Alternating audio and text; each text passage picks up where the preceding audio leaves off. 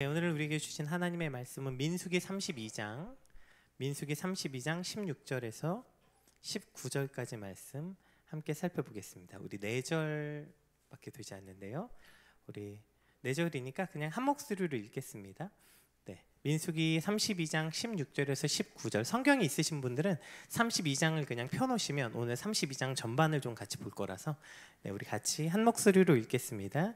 그들이 모세에게 가까이 나와 이르되 우리가 이곳에 우리 가축을 위하여 우리를 짓고 우리 어린아이들을 위하여 성읍을 건축하고 이 땅에 원주민이 있으므로 우리 어린아이들을 그 견고한 성읍에 거주하게 한 후에 우리는 무장하고 이스라엘 자손을 그곳으로 인도하기까지 그들의 앞에서 가고 이스라엘 자손이 각기 기업을 받기까지 우리 집으로 돌아오지 아니하겠사오며 우리는 요단 이쪽 곧 동쪽에서 기업을 받았사오니 그들과 함께 요단 저쪽에는 기업을 받지 아니하겠나이다. 아멘.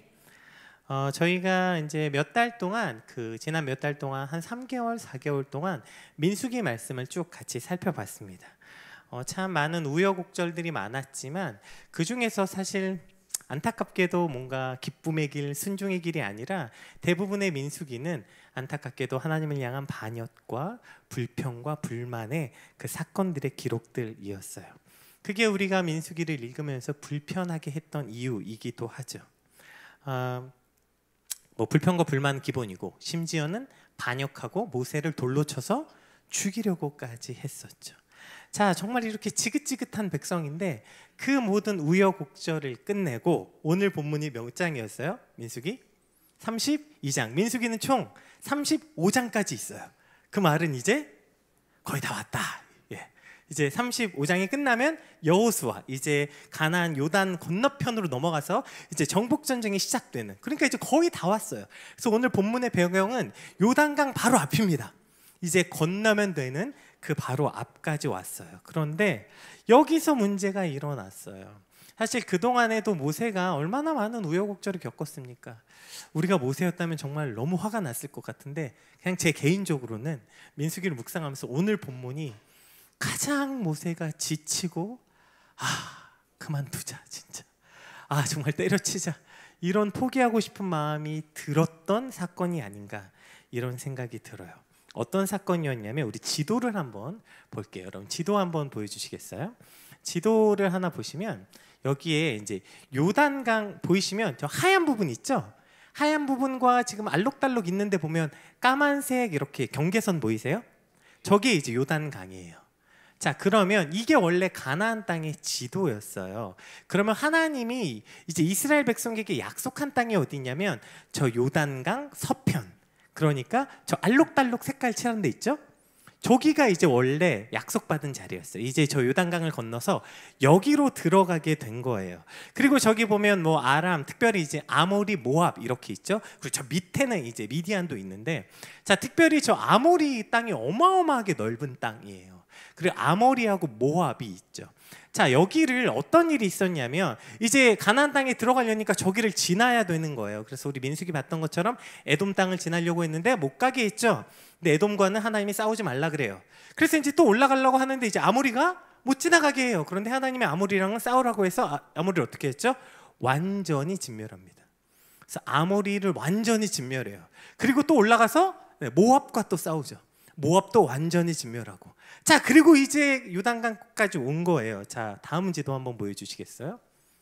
자, 저 가운데 저 긴내 호수를 기점으로 오른쪽이 요단강 동편, 왼쪽이 요단강 서편이에요. 그런데 분명히 서편에 하나님이 약속한 땅이 있었는데 지금 동편도 누가 차지했어요? 저 므낫세 갓 르우벤이 이스라엘 족속 이름인 건 알잖아. 모르면 회개합시다. 이건 알잖아. 이스라엘 12지파 이거 알잖아. 므낫세 갓, 저기는 원래 하나님이 약속한 땅이 아니었어요. 자, 이 사건이 오늘 본문의 이야기예요. 지도 내려주셔도 되고요. 무슨 얘기냐면, 자, 원래 약속한 땅은 요단강 서편이었는데 거기를 쭉 하나님이 어쨌든 지나가면서 전쟁하게 하셨고 거기 진멸하고 올라갔어요. 올라갔더니 대승을 거두고 갔죠. 그리고 이제 요단을 건너야 하는데 이 12지파의 이제 장자였던 루벤 지파와 갓 지파가 모세를 찾아와서 이렇게 말합니다. 우리 1절에서 5절까지 한번 읽어볼게요. 같이 읽어볼게요. 시작. 르우벤 자손과 갓 자손은 심히 많은 가축대를 가졌더라. 그들이 아셀 길르앗 땅을 본즉 그곳은 목충할 만한 장소인지라. 갓 자손과 르우벤 자손이 와서 모세와 제사장 엘르아살과 회중의 지휘관들에게 말하여 이르되 아다롯과 디본과 야셀과 니무라와 헤스본과 엘르알레와 스밤과 느보와 부온 곧 여호와께서 이스라엘 회중 앞에서 쳐서 멸하신 땅은 목축할 만한 장소여 당신의 종들에게는 가축이 있나이다. 또 이르되 우리가 만일 당신에게 은혜를 입었으면 이 땅을 당신의 종들에게 그들의 소유로 주시고 우리에게 요단강을 건너지 않게 하소서. 자, 길죠? 뭔 내용이야? 뭐라는 거예요? 자, 이걸 장황하게 썼죠? 모세가 한 줄로 정리합니다. 6절 읽어볼게요. 이 얘기를 모세가 쭉 듣고 한 줄로 정리해요. 읽어볼게요. 시작. 모세가 갓 자손과 르우벤 자손에게 이르되 너희 형제들은 싸우러 가거늘 너희는 여기 앉아 있고자 하느냐. 이 형도 보면 참 되게 그렇죠? 온유한 형인데 이럴 때도 굉장히 직설적이야. 그러니까 너네 지금 형제들 다 싸우러 나가겠는데 여기 앉아 있겠다는 거야? 너네 안 싸우겠다는 거야? 요단 안 건너겠다는 거야? 이렇게 물어보는 거죠. 다른 형제들이 싸우던 말던 일단 아니 쭉 보니까 여기가 이거 뭐죠? 이거 우리가 흔히 뭐라 그래? 개꿀이야 여기. 여기는 그냥 빈 땅이야. 잠깐만, 진멸하고 넘어가면 여기 비었네? 여긴 누가 살지? 야, 여기 우리가 살자. 우린 넘어가지 말자. 어차피 가면서 또 전쟁하고 싸워야 되니까. 게다가 우린 가축도 많고 이 가축 많은데 이거 강 건너려면 여러분 가축이 많은데 강을 건너는 게 쉽겠어요? 어렵겠죠. 야, 그러니까 여기가 우리 땅이다. 여기 살기로 하자. 이제 이렇게 말하는 거예요. 그러니까 다른 형제들은 싸우던 말던 나는 내 편의와 내 재산을 지키겠다. 우리는 여기 가지고 싸우니 여기 있겠다. 이렇게 말한 거죠. 우리가 살면서 이런 얘기 쉽게 들어봐. 인간은 다 뭐 이기적이다. 뭐 인생은 독고다이다. 이런 얘기들을 심심치 않게 듣고 씁니다. 근데 여러분, 성경은 이러한 이기심에 관해서 우리가 생각하는 것보다 훨씬 심각하게 다루고 있어요. 그냥 난 성격이 좀 원래 이기적이야. 아 그래? 넌 조금 친구가 없었겠구나. 이런 문제가 아니라 이 이기심에 대해서 매우 심각하게 다루고 있는데요. 우리 7절에서 14절. 자, 이 얘기를 듣고 모세가 이제 연결합니다. 야, 너네 그러니까 안 넘어가겠다는 거야? 너네 지금 니네가 뭘 요구했는지 모르나 본데? 하고 이걸 설명해 줘요. 7절에서 14절 함께 읽어볼게요. 시작. 너희가 어찌하여 이스라엘 자손에게 낙심하게 하여서 여호와께서 그들에게 주신 땅으로 건너갈 수 없게 하려 하느냐. 너희 조상들도 내가 가데스 바네아에서 그 땅을 보라고 보냈을 때에 그리하였었나니 그들이 에스골 골짜기에 올라가서 그 땅을 보고 이스라엘 자손을 낙심하게 하여 여호와께서 그들에게 주신 땅으로 갈 수 없게 하였었느니라. 그때 여호와께서 진노하사 맹세하여 이르시되 애굽에서 나온 자들의 20세 이상으로는 한 사람도 내가 아브라함과 이삭과 야곱에게 맹세한 땅을 결코 보지 못하리니 이는 그들이 나를 온전히 따르지 아니하였음이니라. 그러나 그나스 사람 여분네의 아들 갈렙과 눈의 아들 여호수아는 여호와를 온전히 따랐느니라 하시고 여호와께서 이스라엘에게 진노하사 그들에게 40년 동안 광야에 방황하게 하셨으므로 여호와의 목전에 악을 행한 그 세대가 마침내는 다 끊어졌느니라. 보라, 너희는 너희 조상 대를 이어 일어난 죄인의 무리로서 이스라엘을 향하신 여호와를 노를 더욱 심하게 한도다. 그러니까 너희의 이기심은 다른 형제들을 거기에 못 건너가게 하는 것뿐 아니라 너희가 그냥 우리 때문에 다른 형제들이 낙심했구나, 실망했구나 정도가 아니라 이것을 가데스 바네아, 다 아시는 것처럼 이제 하나님이 약속하신 가나안 땅에 들어가려고 하는데 정탐꾼을 보내죠. 근데 정탐꾼이 들어오자마자 야, 우리는 저들 앞에서 메뚜기 같다. 우리는 들어가면 다 죽었다. 이것 때문에 그들이 낙심하고 절망하고 거기서 원망하다가 이스라엘 1세대들이 전부 다 죽었다. 그 얘기하는 거예요. 그러니까 이것이 너희의 이 불평과 불만이, 그리고 오늘 너희가 지금 말한 이기심이 그냥 너희 좀 이기적이라서 형제 관계가 좀 안 좋고 다른 백성들이 실망했구나 정도가 아니라 하나님의 진노를 유발하여서 너희가 모두 멸절되는 일이다. 이렇게까지 말하는 거죠. 여러분, 우리가 르우벤 지파 사람이라고 생각해 봅시다. 나도 가고 싶지. 나도 인지상정인데 나도 배반하고 싶지 않지. 근데 집에 가면 걷지 못하는 나이 많은 부모도 있고 또 집에 토끼 같은 애기도 있고 근데 거기 가려면 그 부모들 형제들 다 데리고 강 건너고 싸워야 되는데 누가 아니 여기 좋은 땅 있는데 우리 그냥 여기 있으면 안 돼? 이 말이 흔들리는 거예요. 그래, 내가 나만 있으면 내가 내 몸뚱이 하나라면 갖겠어. 근데 내 가족도 있고 이제 그러니까 욕 좀 먹더라도 내가 이기적이라고 좀 욕 좀 먹더라도 그냥 철판 깔고 안 가기로 하자. 이렇게 마음 먹었겠죠. 여러분 뭐 르우벤 사람들이 바보겠습니까? 아니면 우리보다 훨씬 못돼 처먹은 사람이라서 이랬겠어요. 그 상황들이 그에게 그냥 그래 좀 이기적이더라도 그냥 좀 이득을 취하자 이렇게 마음 먹었을 거예요. 그걸 아는 모세가 지금 뭐라고 얘기하는 거냐면 너희 그런 마음으로 왔지 착각하지 마. 너희가 지금 하고 있는 그건 그냥 그 정도의 문제가 아니야. 그 정도로 너희가 이기적이다 그냥 그렇다 정도가 아니라 하나님의 진노 앞에 놓여 있는 문제다 이렇게 얘기하는 거예요. 왜 모세는 아니 뭐 이기적인 거 하나가 뭐 이렇게까지 대단하게 말을 할까? 여러분 왜 이렇게 말할까요? 여러분 그래서 성경에서 말하는 가치를 기억해야 돼요. 여러분이 이기심이라는 것은요 성경에서 얼마나 심각한 문제로 다루고 있냐면 하나님이 천지를 창조하시고 인간을 창조하실 때 어떻게 창조하셨죠? 우리의 형상대로 창조하셨다 이렇게 돼 있어요. 성부 하나님, 성자 하나님, 성령 하나님처럼 서로 사랑하고 서로 책임지고 관계 맺도록 지으셨다고요, 인간 자체를. 그리고 그 다음 주신 명령이 생육하고 번성하고 다스려라.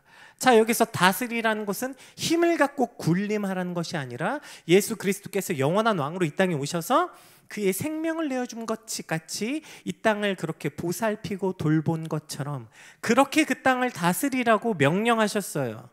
그런데 죄가 들어왔어요. 그랬더니 어떻게 됐죠? 그렇게 성부 하나님, 성령 하나님, 성자 하나님이 서로 관계 맺고 서로 사랑하고 서로 책임지도록 그렇게 지음받은 인간이 죄가 딱 들어오니까 어떻게 돼요? 아담과 하와가 갈라지고요. 저 여자가 이렇게 서로 비난하고요. 그 다음에 에덴 동산에서 쫓겨나고 바로 일어난 사건은 뭐예요? 형제가 형제를 죽이고 그 다음에 그들이 하나 모여서 민족이 흩어지고 민족과 민족이 찢어지고 이런 사건들이 일어나는 거예요. 그래서 이 땅에 예수 그리스도께서 다시 오셔서 그분이 회복시켜서 하신 일이 뭐예요?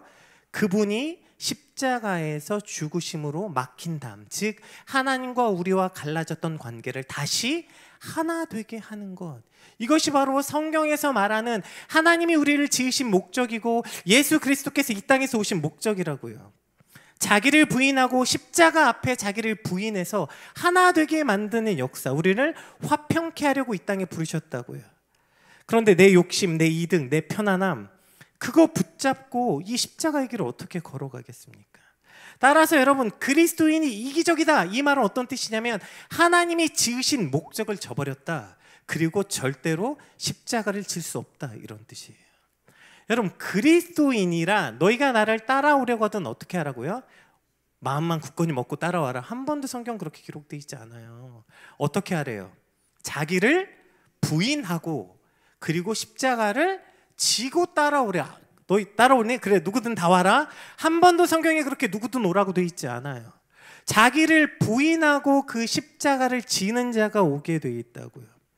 그러니까 이기적이다, 자기밖에 모른다 이 말은 어떤 거냐면 하나님이 그렇게 서로에 대해서 서로 자기를 부인하고 그리스도께서 그렇게 하신 것처럼 너희도 그렇게 하라고 가르친 그리스도의 가르침에 반하고 더 나아가서 하나님이 창조하신 목적에 그대로 우리가 그렇게 서로를 공동체 안에서 돌보고 서로 그렇게 책임 있는 관계 안에서 나아가게 하는 그 관계를 깨뜨리는, 즉 하나님의 목적을 깨뜨리는 일이라고요.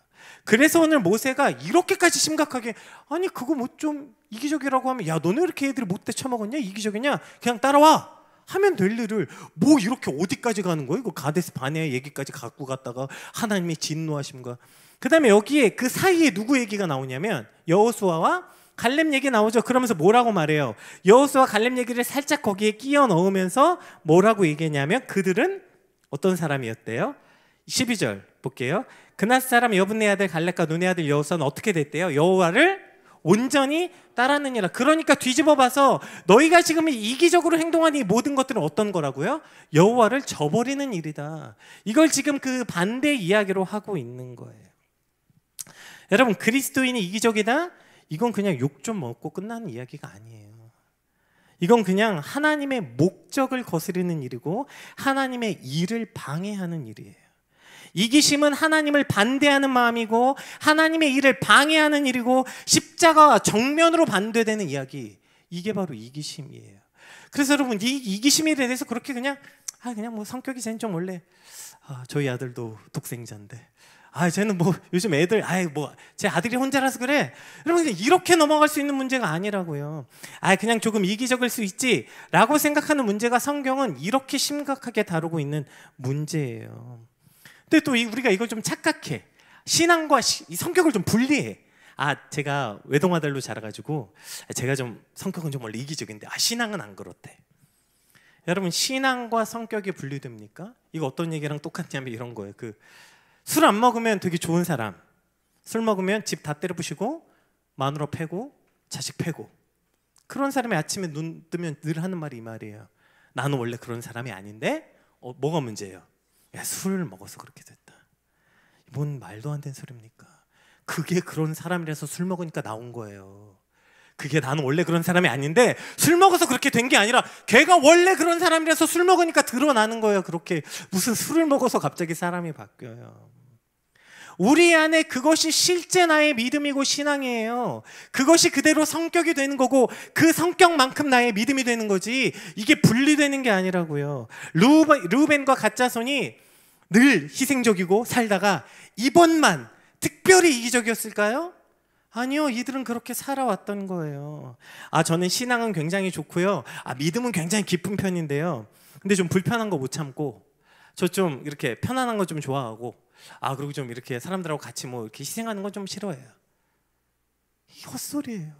그게 내 믿음이고 그게 내 수준이라고요. 여러분, 성경에 편안한 길이 어디 있습니까? 성경에 단 한 번이라도 그 갔던 길 중에 편안한 길이 어디 있어요? 우리 아까 고백했던 것처럼 성경에서 말하는 모든 길은 고난이고 가시밭길이고 좁은 길인데, 그러나 그 길이 막 개고생하는 길이 아니라 그곳에 주님이 함께 하시고 하나님이 함께 하시니까 그걸 뭐라고 해요? 성경은 그걸 형통이라고 부른다고요. 요셉이 도대체 언제 형통한 거예요? 요셉은 형들에게 팔려가서 구덩이에 빠졌어. 근데 형통했대. 뭔 놈의 형통이 이래. 그 다음에 어디로 가요?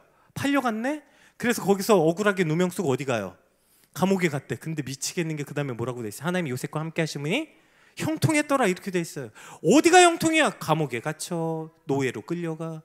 뭐 어디가 형통이냐고요. 이것이 성경에서 말하는 형통이었다고요. 편안한 길이 아니라 그 길이 아무리 어렵고 힘든 길이어도 하나님이 함께 하심으로 그 길을 기쁨으로 걸어가는 것, 이것이 바로 성경이 말하는 길이에요. 근데 늘 어떤 길 앞에 뭐가 더 편하지?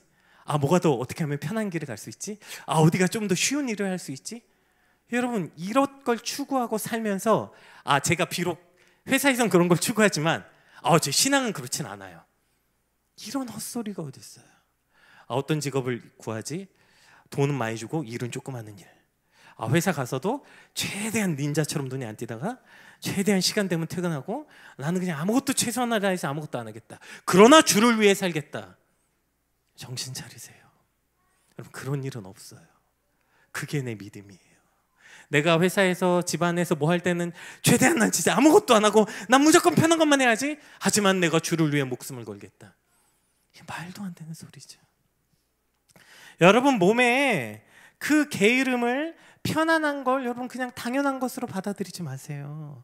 우리에게 필요한 것은 편안한 길이 아니라 옳은 길임을 믿으시길 주님의 이름으로 축복합니다. 그 길이 좁고 어렵고 거친 길이어도 그것이 옳은 길이고 하나님이 계신 길이면 가는 거예요. 그게 믿음이라고요. 근데 여기엔 아멘하면서, 그런데 뭘 추구하면서 사냐고요. 우리 안에 늘 편안한 거, 쉬운 거, 늘 그런 거 원하면서 살고 있는 거 아닙니까? 사역하다 보면 이런 사람들 참 많이 보게 되는 것 같아요.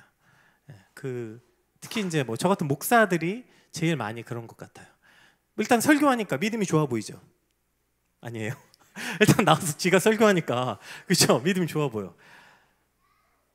이런 표현 죄송합니다. 혹시 목사님들 계시면 입으로만 목회를 해. 지는 꼼짝도 안 해. 가끔 진짜 저렇게 살면 편하겠다. 저도 그럴 수도 있겠지만 야, 뭐 말만 하에 그냥 서서 자 이렇게 하고 저렇게 하고 저렇게 하고 말만 하면 뭐 진이야 유슬램프야? 말만 하면 뭐가 막 다 이루어지는 거예요? 그냥 엉덩이가 얼마나 무거운지 떼는 걸 본 적이 없어. 그냥 죽어라 앉았어요. 목사만 그렇습니까? 아 무슨 입만 열면 내가 무슨 사역한 지 굉장히 오래됐고 나 굉장히 대단한 사람이고 내가 간사고 무슨 팀장이고 내가 뭐 사람들 가르치고 교사고 뭐 말만 열면 대단한 신앙인 것처럼 말해. 근데 그 엉덩이를 떼는 걸 본 적이 없어.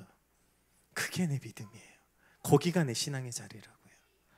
내가 무슨 믿음 있는 양 떠든 여러분의 그 입이 신앙의 자리가 아니라 여러분의 엉덩이의 무게가 그게 우리 신앙의 자리라고요. 예전에 그래서 이제 저희 예배팀 처음에 이제 막 저희가 성령 캠프 같은 거 할 때 막 이제 한 회창 막 1,100명씩 모이잖아요. 그럼 거기 2박 3일 동안 이제 찬양하고 그날 하루 쉬고 다음 날 또 2박 3일 또 찬양하고 막 이제 이 캠프가 계속 진행돼. 그러면 웃기게도 앞에서 그렇게 뭐 캠프하고 이러면 그 밑에 있는 사람들은 그 앞에 있는 사람들에 대한 동경 같은 게 좀 있잖아. 여러분 없지만 PK들은 없지만 근데 불만은 있지만 주로 보통 청년들은 동경 같은 게 있어. 그럼 예배 끝나면 막 난리야. 막 와가지고 자기 명찰에다가 막 찬양팀한테 사인 받고. 그래서 이제 진짜 꼴보기 싫은 게 아직도 기억나. 자 정리합시다 이러면 빡 정리해야 되잖아. 정리합시다 그러면 이제 뭐 이렇게 어슬렁거려요. 이렇게 약간 누가 오나 이렇게 어슬렁. 빨리 내려가. 그럼 이제 어슬렁 누구 혹시 자기 찾아올까 봐. 기억나시죠? 네. 그 도저히 안 되겠어서 그리고 놓고 이제 밑에 내려가서 간식은 먹고 다 그냥 다 쳐 쌓아놓고 그냥 또 올라가고. 왜? 우리는 사인하러 가야 되니까. 우리는 올라가야 되니까. 제가 그 사실 그 캠프 진행하신 목사님께는 죄송하지만 그래서 안 세웠어요. 저녁 집회는 어쩔 수 없는데 앞에 그냥 안 하겠다. 그래서 그냥 그날 하루 동안 예배팀 그냥 청소만 시켰어. 그냥 여러분 그냥 가서 청소만 하세요. 그리고 그냥 건반저 1,100명 앉아놓고 건반저 들이 올라가서 찬양하고 이제 막 운영팀 목사님들 난리 나고 왜 그러냐? 다 이유가 있다. 이렇게 뭐 그거 한 번 해서 얼마나 많은 걸 깨달았을지는 모르겠지만 최소한 그 이후로 한 가지는 바뀐 것 같아. 그 이후로 예배팀에 청소하는 게 영성이구나. 가서 여기서 무슨 대단한 척 손들고 방방 뛰는 게 예배팀의 영성 아니고 일어나서 제일 먼저 눈에 보이는 거 하고 그것들을 행하는 게 영성이지 무슨 입으로 떠드는 게 영성이 아니라고요. 나는 그렇게 이기적인 편은 아니에요. 말로 하는 게 아니라니까. 말이 아니에요. 그냥 뭐 그 말할 시간에 엉덩이부터 떼. 일어나서 그거부터 하라고. 오늘 잠깐 얘기했는데 그래서 이런 별명 가진 친구가 있었어요.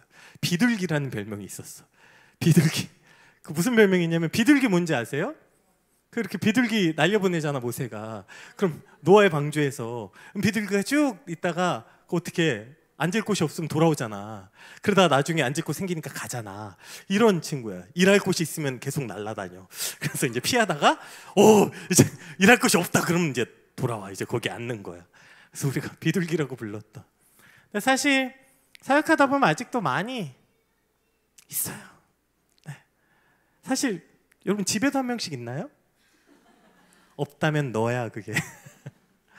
우리 안에서 여러분 이 이기적인 행동이라는 게 신앙이 얼마나 큰 독인지 그것을 가지고 거짓말하지 마세요. 내 영성과 이기적인 걸 분리하지 마세요. 그럼 분리되는 게 아니에요.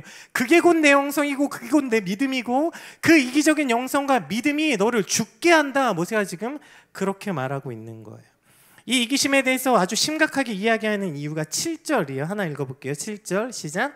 너희가 어찌하여 이스라엘 자손에게 낙심하게 하여서 여호와께서 그들에게 주신 땅으로 건너갈 수 없게 하려 하느냐. 자, 이 이기적인 선택은 너 하나 문제로 안 끝난다는 거예요. 너 혼자 이기적으로 끝나는 게 아니라 너가 이기적인 선택해서 어떻게 됐대요? 나머지 사람도 그 길을 못 건너가게 하는 거라는 거예요. 그래서 이거 제가 아주 존경하는 목사님이 이런 얘기를 많이 하세요. 그 진짜 오래되고 그 못돼 처먹은 신앙인들이 어떤 사람이냐. 천국 문 앞에 앉아서 지도 안 들어가고 다른 사람이 들어온 것도 막는 사람이다. 여러분, 이게 딱 이기적인 그리스도인이에요. 우리가 그냥 저는 그래 희생적이진 않지만 저는 남한테 피해 안 주고 사는데요. 그냥 저는 좀 개인적인 성향을 가졌어요. 그 이기적인 애들만 그런 표현을 써요. 개인적이란 표현. 그 일반 사람 안 쓰는 말이에요. 저는 좀 개인적이다 이런 말 아무도 안 써. 그건 이기적인 애들이 쓰는 말이에요. 그 말을 쓰는 것 자체가. 나는 그냥 좀 조용히 빠지고 그냥 나는 그냥 나 할 일 좀 하고 나는 이런 스타일이지 저 이기적인 스타일은 아니에요. 전 누구한테 피해 준 적 없는데요. 그 이기적인 한 사람이 그 공동체 전체를 무겁게 만드는 거예요. 제가 아까 모세였다면 차라리 와서 모세 들이받고 욕하고 막 죽인다 그러고 차라리 그런 애들이랑 뭘 해볼 것 같거든요. 근데 만약에 모세가 이제 가나안 땅 바로 앞에 놔뒀는데 이 백성들이 와서 저희는 그냥 안 들어갈래요. 전 여기 살게요. 제가 모세였다면 정말 마음이 무너져 내렸을 것 같아. 진짜 그만하고 싶을 것 같아. 이 지긋지긋한 백성들. 여러분, 모세가 그동안 민수기 쭉 보시면 이 그 반역하고 막 이런 백성들에게 길게 말한 장면이 한 군데도 없어요. 여기 32장에 이것만 가지고 무려 거의 20절에 해당해서 모세가 계속 말을 해요. 물론 그런 건 아닐 수도 있겠지만 그냥 그 민수기 전반을 읽는 제 입장에서는 모세가 진짜 힘들었나 보다. 그래서 저걸 저렇게 길게 설명하고 또 말하나 보구나. 그냥 내가 혼자 힘들고 그냥 내가 혼자 이기적인 선택을 한 어떠한 문제는 나 혼자 문제가 아니라 그것이 내 옆 사람도 같이 쓰러뜨리고 같이 공동체를 무너뜨리게 하고 힘을 다 빠지게 해서 결국에 어떻게 됐대요? 너희가 안 넘어가겠다고 말하는 건, 너희가 전쟁에 참여 안 하고 너희는 동편에 있겠다고 한 건 다른 모든 지파도 못 들어가게 한 일이야 라고 지금 말하고 있는 거예요. 여러분은 어떤 사람이세요? 우리 같이 일하다 보면 그런 사람 있잖아. 저 사람이랑 그냥 뭘 해도 같이 하고 싶어.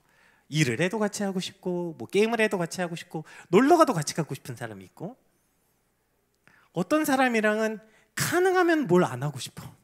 어쩔 수 없이 해야 되는 미니멈의 일만 그 사람하고 하고 나머지는 그냥 안 했으면 좋겠는 사람이 있죠. 왜냐하면 뭐만 해도 계속 사람이 그냥 진을 다 빼. 가면서 여행 가는 내내 툴툴대고 왜 가야 되는데, 여길 왜 쓸데없이 가는데, 왜 이걸 먹었냐, 왜 이걸 탔냐, 왜 이렇게 더운데 걷게 하냐. 정말 그죠? 그런 사람은 아무것도 안 하고 싶어요. 근데 그냥 뭘 해도 그냥 즐겁고 기쁘고 같이 함께하는 사람, 이런 사람과 어떤 일을 함께 하고 싶고, 그러한 사람들로 하나님의 나라와 이 공동체가 그렇게, 아까 그래서 제가 뭐라 그랬죠? 성부 하나님, 성자 하나님, 성령 하나님이 서로 사랑하고 서로 책임지는 관계 안에서 우리를 만들고 지으셨다고요.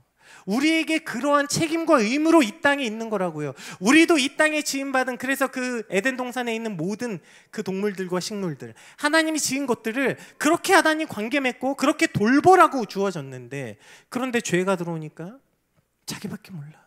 이거 혹시 범죄와의 전쟁이라는 영화 보셨어요?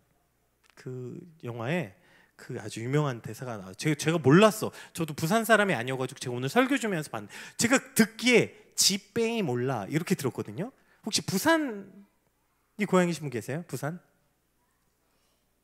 부산 없어? 지빼이 몰라 이렇게 들었어. 그래서 지빼이 몰라? 그래서 검색해봤는데 안 나와. 지빼이 몰라가. 부산 오리지널 말은 지삐 몰라더라고. 그게 저 지삐 몰라 이거더라고. 그러니까 지밖에 몰라 이 말이에요. 그게 지삐 몰라. 이게 난 지빼이라고 들었는데 빼이가 아니라 지삐 몰라 이런 말이더라고요. 여러분, 하나님이 오늘 우리를 부르신 건요, 그리스도인으로 부르신 건 우리가 대단하고 능력 있고 어마어마한 사람이 되라고 부르신 거 아니고요. 오늘 우리를 어떤 사람으로 불렀냐면 함께하는 사람으로 불렀다고요. 여러분이 함께하고 싶은 사람이 되라고 불렀다고요. 여러분이 어떤 능력을 가졌더라도 여러분이 누구도 여러분과 함께하고 싶지 않다면 여러분 그 능력 뭐 할 건데요? 뭐 할 거예요? 여러분 그 성탄절마다 그 할아버지, 스크루지 할아버지 봤잖아. 돈이 많으면 뭐 할 거야? 같이 먹을 사람도 같이 입을 사람도 없는데. 저희가 오늘 예배팀 얘기 많이 하는데 이제 합주할 때 여러분 이걸 뭐라고 부르는 줄 아세요? 앙상블이라고 불러요. 앙상블. 무슨 뜻이죠? 함께 어우러지다 이런 뜻이에요. 여러분 여기에 누구 지 혼자 엄청 연주 잘하는 애가 있어. 지 혼자 막 와 어마어마한 실력을 가졌어. 그럼 뭐야, 아무도 걔랑 연주를 안 하겠대. 야 나는 너랑은 안 해. 그럼 걔가 할 일은 뭐예요? 유튜버 되는 거죠. 그냥 MR 틀고 유튜버 되는 거죠. 혼자 연주하는 거죠. 그 뭐 여러분 근데 음악 해보시면 아시겠지만 이 앙상블부터 진짜 이 기쁨이 있거든. 내가 누군가 함께 연주하고 함께 기쁨을 나누고 함께 마음을 나누는 거. 여러분 이것이 음악만 그렇습니까? 가정도 마찬가지고 사역도 마찬가지고 여러분의 직장도 마찬가지고 거기서 그렇게 함께 마음을 나누고 함께하는 사람이 되는 것이 그리스도인의 가장 큰 능력이지. 여러분 무슨 뭐 영어 엄청 잘하고 스펙 엄청 좋고 여러분 서울대 나오고 어마어마한 능력 가졌으면 뭐 할 거예요? 아무도 여러분하고 함께하는 사람이 없는데 그거 가지고 어디다 쓸 거냐고요. 오늘 하나님이 우리를 부르시고 우리에게 주신 건 유능한 그리스도인이 아니라 우리를 이타적인 그리스도인, 함께하는 그리스도인으로 부른 거예요. 그렇게 살라고 우리를 부르신 것입니다. 우리 빌립보서 2장 4절 한번 같이 읽어볼게요. 시작. 각각 자기 일을 돌아볼 뿐더러 또한 각각 다른 사람의 일을 돌보아 나의 기쁨을 충만하게 하라. 아멘. 하나님의 기쁨이 어떻게 충만하게 된다고요? 지빼이 몰라서는 안 돼. 지삐 몰라서는 안 돼. 그거 가지고는 절대로 안 되는 거예요. 하나님의 충만한 기쁨은 우리가 서로를 돌보고 함께할 때 그 기쁨이 충만해지는 거지. 절대로 나 혼자 살고 나만 가지고서는 이 기쁨을 누릴 수가 없다고요. 로마서 15장 1절 한번 읽어볼게요. 시작. 믿음이 강한 우리는 마땅히 믿음이 약한 약점을 담당하고 자기를 기쁘게 하지 아니할 것이라. 아멘. 믿음이 강하다는 건 이런 거예요. 난 믿음이 강하니까 나 혼자 할게. 믿음이 강하니까 내가 할게가 아니라 약한 자를 돌보고 그와 함께하는 것. 이것이 곧 믿음이 강한 자라고요. 나는 그냥 나 혼자 이기적인 걸 선택한 건데 아니요. 나 혼자 이기적인 걸 선택한 일은 없어요. 내가 선택한 그 이기적인 선택이 나의 가족을 전체를 다 무너뜨리고요. 공동체를 무너뜨리고요. 그냥 그 사람하고 같이 있는 것 자체가 그냥 모든 일들이 거꾸로 틀리게 만드는 그러한 힘과 능력을 가진 게 바로 이기심이에요. 그래서 오늘 모세가 이 이기심에 대해서 이렇게 강력하게 주장하고 있는 것입니다. 여러분 어떤 사람이세요? 누군가 여러분과 함께하고 싶은 사람이세요? 아니면 여러분과 함께하지 않는 사람이세요? 친구가 없다는 건 여러분 어떤 의미에서 그래서 어쩌면 훨씬 더 심각한 문제일 수도 있어요. 물론 상황 때문에 친구가 없을 수 있죠. 그런데 늘 나는 친구가 제대로 된 친구를 만나본 적이 없다면 그러면 왜 내 인생은 이런 인복이 없지가 아니라 여러분 그 정도 되는데 내가 30 되고 40 됐는데 여전히 인복이 없다면 이쯤 이제 생각해 봐야지. 내가 이상한 사람 만난 게 아니라 내가 이상한 사람이라고 생각해야죠. 나는 왜 내가 만난 사람마다 늘 날 배신하고 만나는 사람마다 늘 그 사람하고 문제가 생기고 만나는 친구마다 깊어지려고 그러면 늘 문제가 생기고 무동 공동체에서 문제가 생기고 그럼 내가 재수가 더럽게 없는 게 아니라 내가 이상한 사람이라는 걸 봐야죠. 내 안에 이 이기심이, 이 지독한 이기심이 누군가와 관계를 늘 깨뜨리고 함께 가지 못하게 하고 있는 것은 아닌가 돌아볼 수 있어야 되는 거예요. 여러분 이기적인 그리스도인이란 이 말 자체가 모순이에요. 그리스도인은 이기적이면 그리스도인이 아니에요. 왜요? 십자가를 지고 자기를 부인하고 따라와야 그리스도인인데 이기적인 그리스도인은 이런 거예요.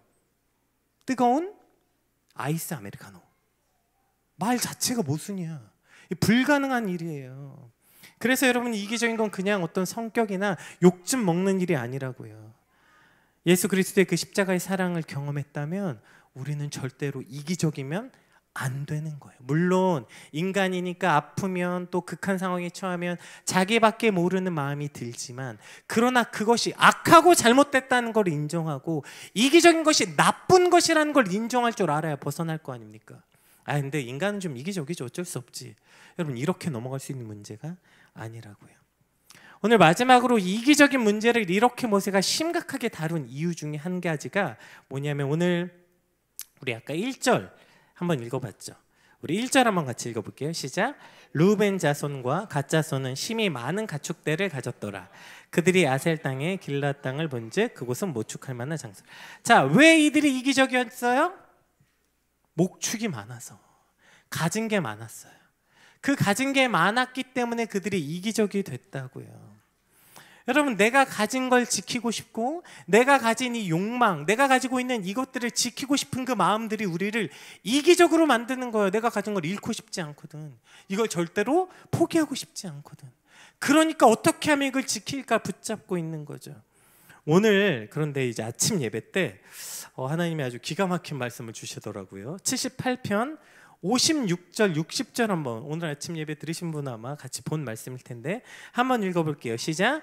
하나님이 들으시고 분내어 이스라엘을 크게 미워하사 사람 가운데 세우신 장막 곧 실로의 성막을 떠나시고.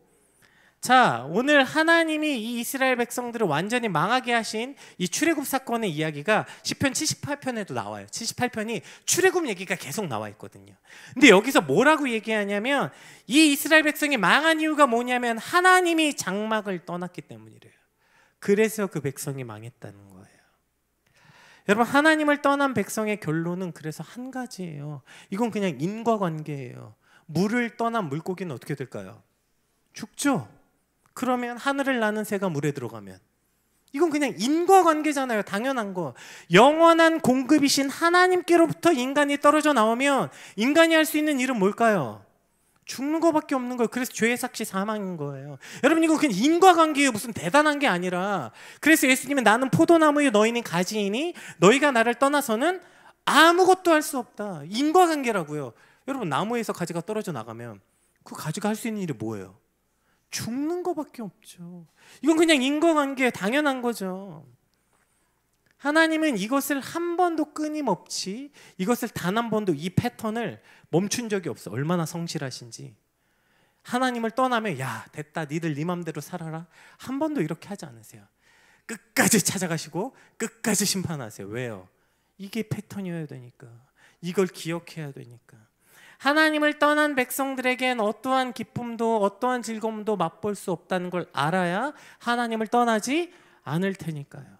그런데 그 백성들이 지금 그 하나님이 약속하신 가나안 땅은 요단 서편에 있었는데, 그런데 그들이 목축이 많았어. 그리고 그 땅이 뭔가 좋아 보이거든. 그러니까 우리 여기 있겠다는 거예요. 하나님은 어디 계세요? 요단 서편에. 하나님은 거기 계시는데 자기들은 여기가 좋겠다고 여기 있겠다는 거예요. 그래서 어떻게 됐을까요? 우리 혹시 지도 2편 한번 보여주시겠어요? 지도 2편에 있는, 사실 갓지파 루벤 간 말고 저 므낫세 반지파라고 나오죠. 므낫세도 나중에 합세해. 므낫세가 므낫세 중에 반이 넘어와. 자, 여러분, 그래서 제일 먼저 어떻게 됐을까요? 저 요당 동편에 있는 저 모든 지파 먼저 다 멸망해요. 저 지파가 다 멸망한다고. 제일 먼저 저 풍성한 땅, 저 넓고 비옥한 땅 생각해보세요. 땅 거의 면적으로 보면 비슷하지 않아요? 그걸 세 지파가 나눠 가졌어. 두 지파 반이. 그리고 여기 9지파 반이 이 면적을 다 나눠 가졌어. 그럼 여기가 훨씬 강대한 국가여야 되는 거 아니에요? 저기가 제일 먼저 망해요. 왜요? 물고기가 물을 떠나면 죽는 건 인과관계라니까요. 이상한 일이 아니라니까. 인과관계라고 해요. 하나님의 백성이 하나님을 떠나서 그 어떠한 기쁨을 맛보지 못하는 건 그냥 인과관계예요. 당연하지 않겠습니까? 근데 이걸 여전히 망각해. 하나님은 거기 계시지만 잠깐 저 갔다 올게요. 저 가서 나도 좀 내 인생도 좀 살고 돈도 좀 벌고 저 가면 뭔가 있을 것 같거든. 하나님 여기 있는 건 알지만 잠깐 저 좋은 거 하고 올게요. 저도 고생 좀 하다 오면 또 깨닫고 그러겠죠. 계세요. 갔다 올게요. 가서 뭘 기대하는 거예요?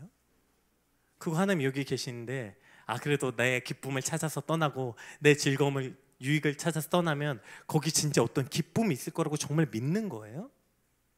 여러분, 진짜 그 일이 일어날 거라고 생각해서 가시는 거예요? 성경에 수없이 이 패턴을 반복해서 이야기하고 있는데 그 일이 정말 일어날 거라고 생각하시는 거예요? 이 백성이 왜 이기적이 되었냐면 바로 이것은 믿음이 없기 때문이라고요. 이 얘기하는 거예요. 믿음이 없어서. 하나님이 계신 곳에 그곳에 기쁨이 있고 하나님이 계신 곳에 그곳에 평강이 있다는 이 믿음, 이게 없고 뭐가 있냐면 내가 가진 재산, 내가 가진 환경, 지금 내가 가진 어떠한 것들, 이걸 지키면 기쁨이 있을 거라고 착각하니까 믿음이 없으니까 이기적이게 되는 거예요. 내가 가진 거 손해 보더라도, 내가 가진 거 좀 놓더라도, 아, 이것을 놓고 여기 하나님 계신 곳에 가는 게 내게 기쁨이다 깨달게 된다면, 그럼 이기적이라고 빌어도 못 이기적이에요. 거기가 기쁨이 없고 그게 즐거움이 없는데 어떻게 이기적이 됩니까? 우리가 그리스도 안에서 진짜 이 믿음을 경험하고 그러면 밀어내도, 아, 전 안 돼요. 전 무조건 주님만 있어야 돼요. 거기에 붙잡고 매달려서 살아가는 거예요. 근데 믿음이 없으니까 자꾸 우리에게 이와 같은 이기심이 생기고 사단이 자꾸 그 마음을 부추겨. 야, 너도 네 거 해. 야, 너도 네 거 좀 챙겨. 야, 너 언제까지 교회 일만 할래? 제가 저희 주일날 잠깐 여기서 얘기할 때, 제가 무슨 얘기하다가 이제 어떤 친구가 아버지 이야기를 해서 아버지 얘기를 좀 해달라 그래서 이제 아버지 얘기를 쭉 하다가 제가 부모님께 그런 말 한 적이 있어요.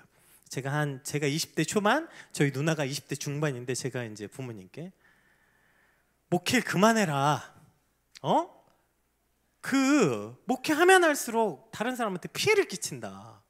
쟤 불쌍하지도 않냐. 저희 누나를 보면서 쟤 불쌍하지도 않냐. 쟤 친구들은 지금 시집 간다고 얼마 모아놓고 어떻게 하고 어떻게 하는데, 쟤는 돈 벌어서 다 엄마 아빠가 진빚 갖고 있고, 쟤 인생 어떻게 하려고 그래. 쟤 불쌍하지도 않냐. 그렇게 말했던 기억이 나요. 제가 왜 그따위로 말했을까요? 믿음이 없었으니까요. 저희 누나가 제일 잘 삽니다 지금. 네. 저희 누나가 제일 잘 살아요. 저희 집에서 제일 잘 살아요. 우리 안에 이러한 믿음이 없기 때문에 자꾸 내가 가진 것에 집착하고 빼앗긴 것을 놓지 못하고 사는 거예요. 우리 아까 찬양했던 것처럼 하나님이 계신 그곳이 우리에게 가장 승리의 길이고 기쁨의 길이고 평안의 길임을 믿으시길 주님으로 축복합니다. 이거 믿으면 이기적일 수 없는 거예요. 내 거 지킨다고 안 지켜지고, 내 거 그거 손에 있는 거 꽉 붙잡는다고 붙잡아지지 않는다고요. 이 어릴 때부터 했던 찬양, 이상하다 동전한 입 움켜잡으면 없어지고 쓰고 빌려주면, 몰라 이 노래? 야, 씨. 내가 봤을 때 너보다 어린 애도 아는 것 같은데 일부러 어린 척하려고 모른 척하는 거 아니야? 맞아, 옛날 찬양이에요. 그래, 아마 이 찬양을 아는 사람은 다 모른 척하는 거 아니야? 아까 많이 따라 불렀는데. 어릴 때 하잖아. 이상하다 동전하니 뭉켜잡으면 없어지고 쓰고 빌려주면 풍성해져 땅 위에 가득하다. 그거 어릴 때부터 배운 찬양 아니에요. 근데 죽을 때까지 이 찬양 한 번을 못 지키고 죽는 거 아니에요? 그 손에 쥔 거 한 번도 놔본 적이 없고, 그 손에 쥔 거 한 번도 쓰고 빌려줘서 풍성함을 경험해 본 적도 없이 죽는다면, 그러니까 끝까지 이기적인 그리스도인으로 살다가 그 말 자체가 성립 안 되는 뜨거운 아이스 아메리카노 같은 이기적인 그리스도인이라는 이 성립되지 않는 이름으로 살게 되는 거라고요. 오늘 우리는 이 믿음과 이기심의 상관관계에 대해서 함께 살펴봤습니다. 이기심은 그냥 좀 성격이 나쁘고 욕 좀 먹어서 되는 일이 아니라, 이 이기적인 마음은 불신앙이며 성경의 가르침과 완전히 반대되는 일이라고요.